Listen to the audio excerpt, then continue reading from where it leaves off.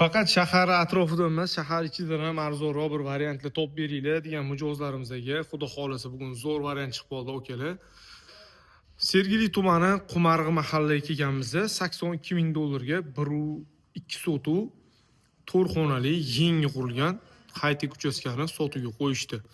Uchastkani fasadlari 100% bitkazilgan, ko'ryapsizlar. Hovlisi ham kattagina, mana bemalol mashina ikkitalab mashina olib kirib qo'ysanglar bo'ladi dashi. Avtomatik daroza, kalitka eshiklari qo'yilgan. Xullas, uy hovli tarafida ish yo'q, 100% bitkazilgan. Svet suv gazlari hammasi ulangan. Uy ichi keladigan bo'lsak, uy ichi faqat malyarka ishlari qolgan. Qaranglar, bismillah deb kiramiz. Ko'ryapsizlar, mana suvdan chiqarilgan polnistiy. Gips suv qilingan, bu zo'r suv, issiq ushlaydi xonadonni. Ko'pchilik cho'rni отделка qiladi, qora suv qiladi. Qora suv ba'zi zax bo'ladi ancha. Mana bu suv вообще zo'r, gips suv. Suvlardan chiqarilgan, ko'ryapsizlar. Bu chap qo'limizda oshxona joylashgan bo'ladi, lustralar ilingan. Polni mana radiatorga mana trubalar tashlangan. Bu tarafga mana radiator ham olib kelib qo'yilgan. Shuni radiator qo'yib yuborilsa bo'ldi. Uy faqat malyarka ishida. Patologlar bitgan, ko'ryapsizlar. Kirib kelishimizga chap qo'limizda umumiy sanuzul xonasi. Mana to'pli polli qilingan isboti, polni regulyatorlari ko'rinib turibdi. Faqat okalar shu malyarka soqqotsanglar bitib ketadigan variant. Bu taxminan shu $10,000 bilan bitirib olsanglar kerak. 82,000 startga kelishadigan joy bor. Xohlasanglar egasidan kelishib qoladigan bo'lsanglar bitkazman beramiz deyapti pulni olib. Chap qo'lda katta oshxona, mana shu o'zi oilaviy mazza qilib o'tirib, noshtalarni qilib o'tirsanglar bo'ladi. Lustralar ilingan. Oshxonadan orqa hovliga ham chiqish yo'li bor. Orqa hovliga mana shu tapchalarni qo'yib olib, mazza qilib, mana yozda o'tirsanglar bo'ladi. Yozgi oshxona uchun mana bu kanalizatsiya tortilgan, suvlar ulangan, ko'ryapsizlar. Bu tarafda kotyolxona. Uy kotyolxona joylashgan. Xullas, mana sostoyaniyasini ko'ryapsizlar. Birinchi qavatimizda oshxona, bitta xona, keyin plus sanuzul xona, yerto'lalar bo'ladi. Shu tarafdan yerto'laga tushamiz.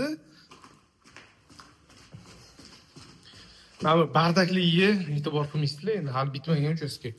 Bu yerda mana joy bor. Bitta xona mana jiloy qo'rilgan, radiatorlar qo'yilgan, ham to'pli polda siydi. Xohlasanglar yashash uchun xona qilib olishinglar ham mumkin. Oylanish uchun kichkinagina rom qo'yib ketishibdi. Biz mana birinchi qavatni ko'rdik. Bismillah deb mana ikkinchi qavatga ham chiqamiz. Xudo xolasa olgan odam baraka topar. Lokatsiya yaxshi o'qildi. Buni arzon uylar aslida shahar atrofida joylashgan. Xo'p, ikkinchi qavatga chiqdik. Bitgan, ko'ryapsizlar. Lustrasi ilingan. Chiqishimizga o'ng qo'limizda ota-onamizga mo'ljallangan spalni. O'zi ichida sanuzul xonasi bor.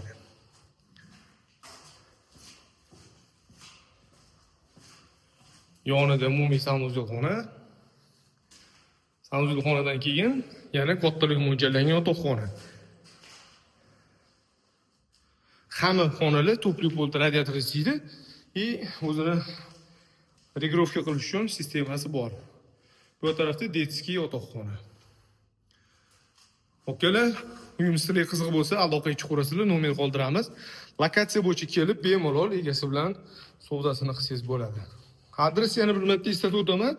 Sergeli tumani, Qumarg'i mahalla ichkarog'ida joylashgan Jaloir mahalla. Kommentering deydi betlarni.